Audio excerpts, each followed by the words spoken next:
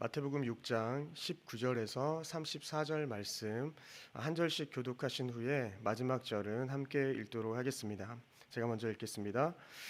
너희를 위하여 보물을 땅에 쌓아두지 말라. 거기는 좀과 동록이 해하며 도둑이 구멍을 뚫고 도둑질을 하느니라.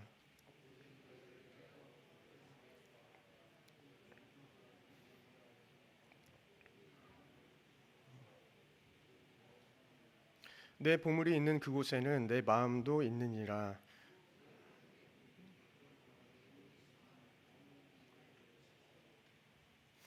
눈이 나쁘면 온몸이 어두울 것이니 그러므로 내게 있는 빛이 어두우면 그 어둠이 얼마나 더하겠느냐.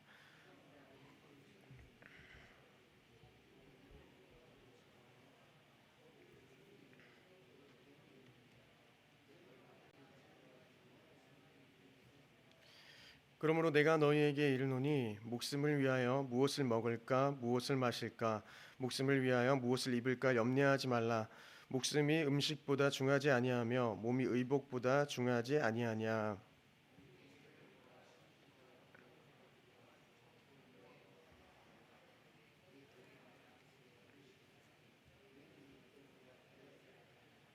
너희 중에 누가 염려함으로 그 길을 한 자라도 더할 수 있겠느냐.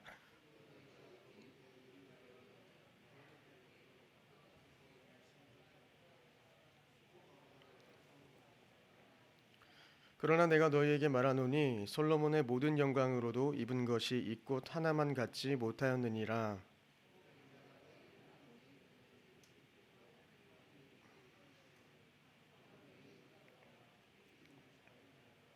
그러므로 염려하여 이르기를 무엇을 먹을까 무엇을 마실까 무엇을 입을까 하지 말라.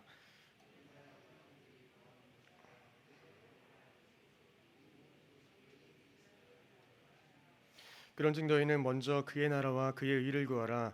그리하면 이 모든 것을 너희에게 더하시리라. 그러므로 내일 일을 위하여 염려하지 말라. 내일 일은 내일 염려할 것이요 한날의 괴로움은 그날 족하니라. 아멘.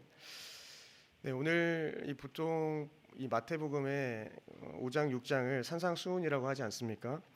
이것은 성도님들께서 잘 아시듯이 산에서 하나님께서 주신 말씀을 일컫는 이러한 단어입니다. 사실 산에서 제자들을 이렇게 가르치신 것은 예수님께서 뭔가 왕의 그 연설을 하는 것과 비슷하다고 비유를 많이 하기도 합니다. 성도님들, 예수님께서는 율법을 완성하신 분이시지 않습니까? 그런데 이 말은 이제 더 이상 율법이 필요 없다라는 것을 이야기하는 것이 아닙니다. 예수님 안에서 율법이 새롭게 재해석되어야 한다는 것을 의미하는 것입니다. 더 정확하게는 그 율법의 뜻을 완전하고 더 견고하게 하신다는 것입니다. 이제 산상수훈이 바로 그 실제 사례라는 것이죠. 이렇게 산상수훈에는 살인과 그리고 간음, 유언과 맹세, 복수, 그리고 이웃 사랑에 대한 이런 예수님의 새로운 가르침들이 나열되고 있습니다.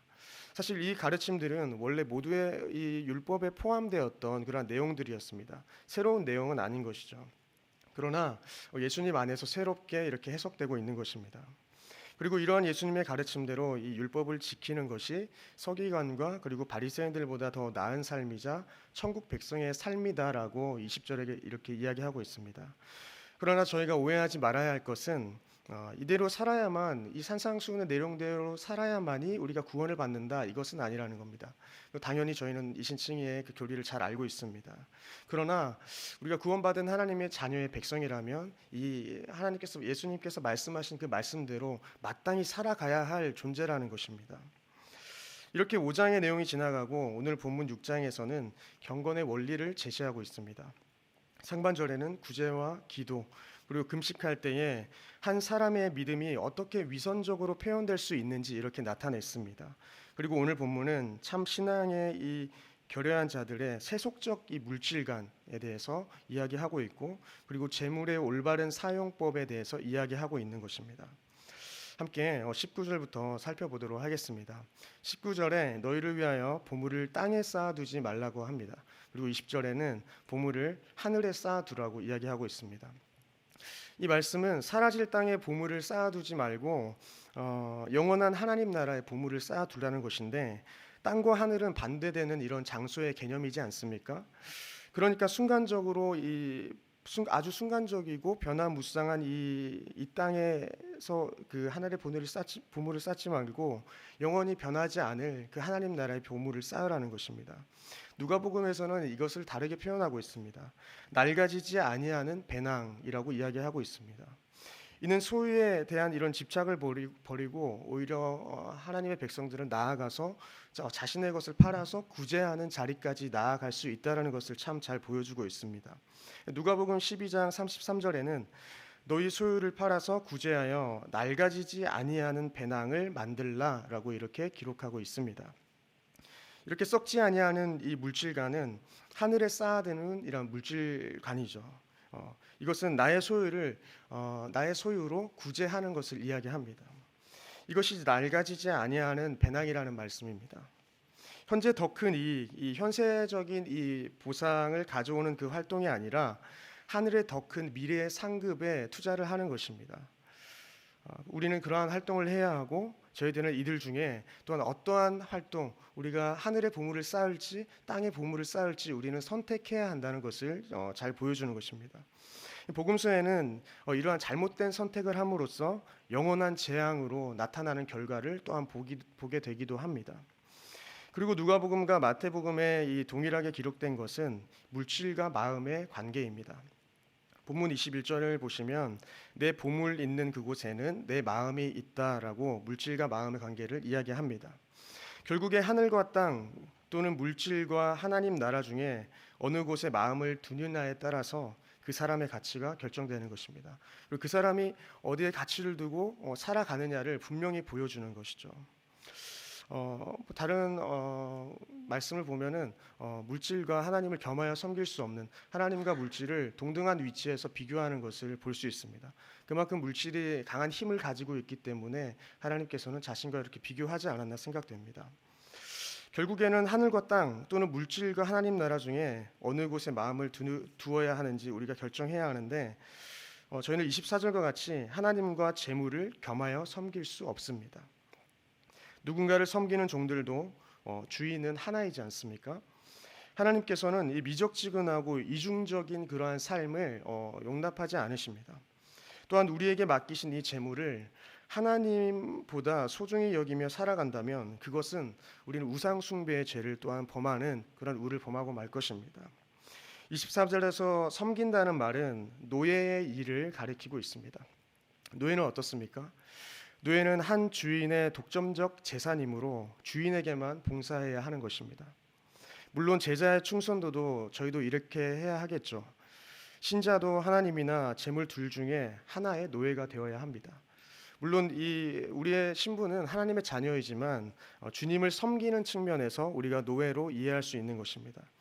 표현이 조금 그렇지만 저희가 하나님의 노예가 되려면 이 영적인 바른 눈을 가져야 한다고 오늘 본문을 이야기합니다.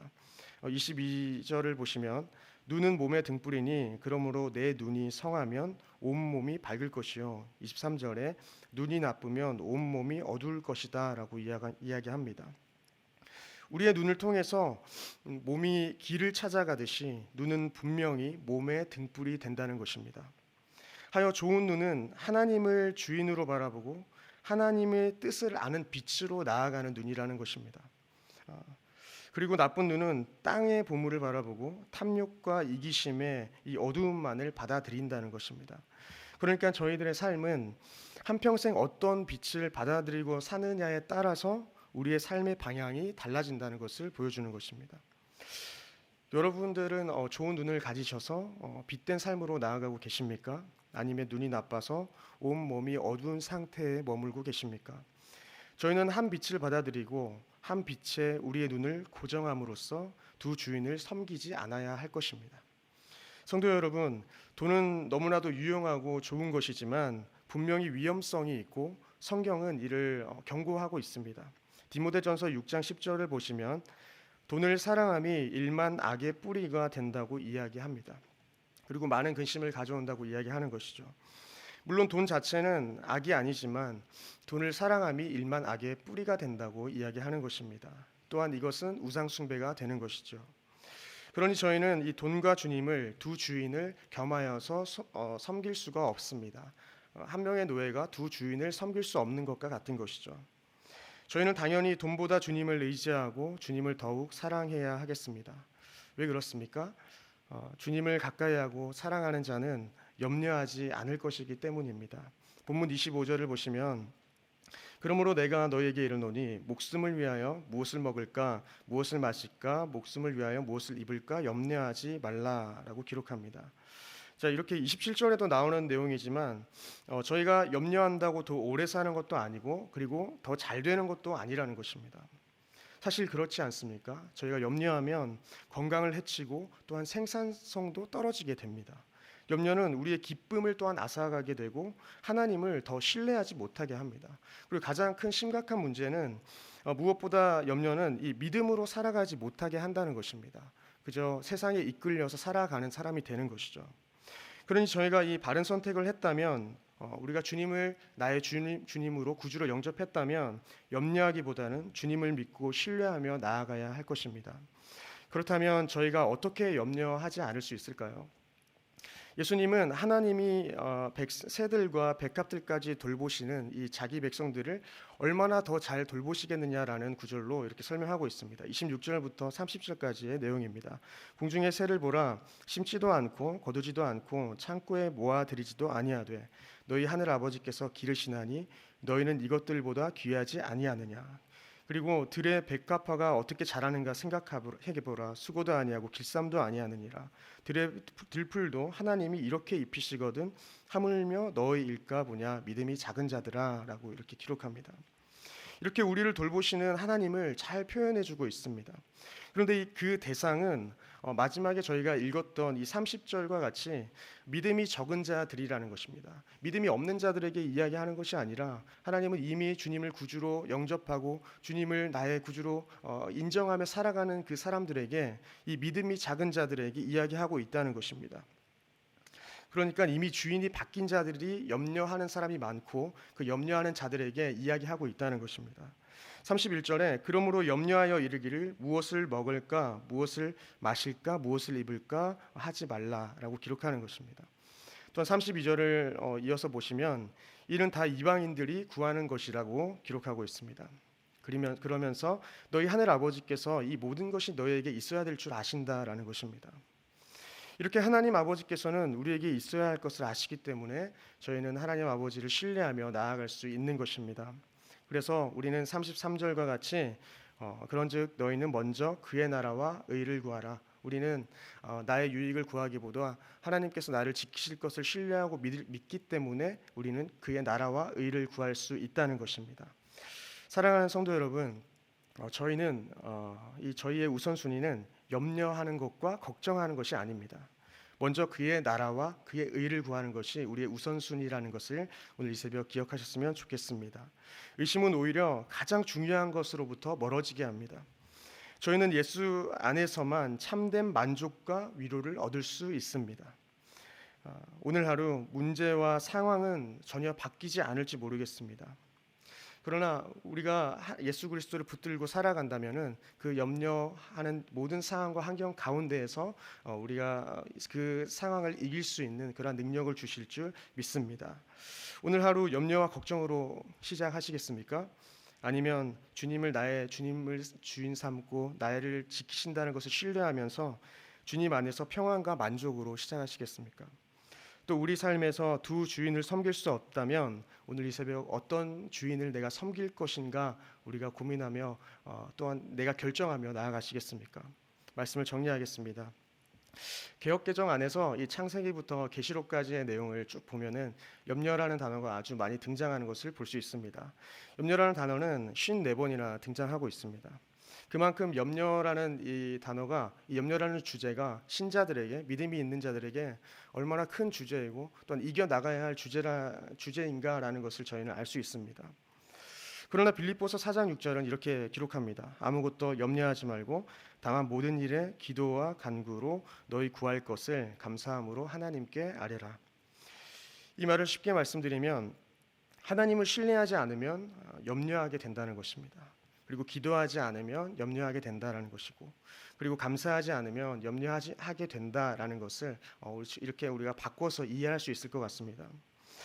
우리에게 염려가 있다면 우리가 이 기준 안에서 기도 그리고 감사의 삶 그리고 간구하고 주님께 나아가는 이 삶에 뭔가 문제가 있진 않은지 우리는 이 새벽 돌아보아야 할 것입니다. 마지막 잠언 30절의 말씀을 보고 마치겠습니다. 잠언 30장 8절에서 9절을 보면 곧 헛된 것과 거짓말을 내게서 멀리 하옵시며 나를 가난하게도 마시옵고 부하게도 마옵시고 오직 필요한 양식으로 나를 먹이시옵소서. 9절에 혹 내가 배가 불러서 하나님을 모른다 여호와가 누구냐 할까 하오며 혹 내가 가난하여 도둑질하고 내 하나님의 이름을 욕되게 할까 두려워함이라. 네. 저자는 헛된 것과 거짓말을 멀리하고 자신에게 필요한 양식을 구했습니다. 이 필요한 양식은 예수님께서 말씀하신 일용할 양식인 것이죠. 주기도문에 나오는 일용할 양식인 것입니다. 저자는 자신의 연약함을 솔직히 고백하며 일용할 양식만을 구했습니다. 자신이 혹시 너무 부유해서 하나님을 모른다 할까봐 일용할 양식을 구했던 것입니다.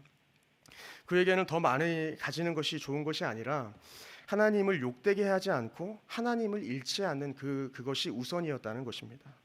이번 한 주간 이 잠언 기자와 같이 자족하고 한 주인을 저희가 바로 섬기며 우리의 우선순위가 바로 서기를 소망합니다. 또한 주님 한 분을 신뢰하고 그분으로부터 만족하게 되는 바른 한 주인을 섬기는 저와 성도님들 되시기를 소망합니다. 기도하겠습니다.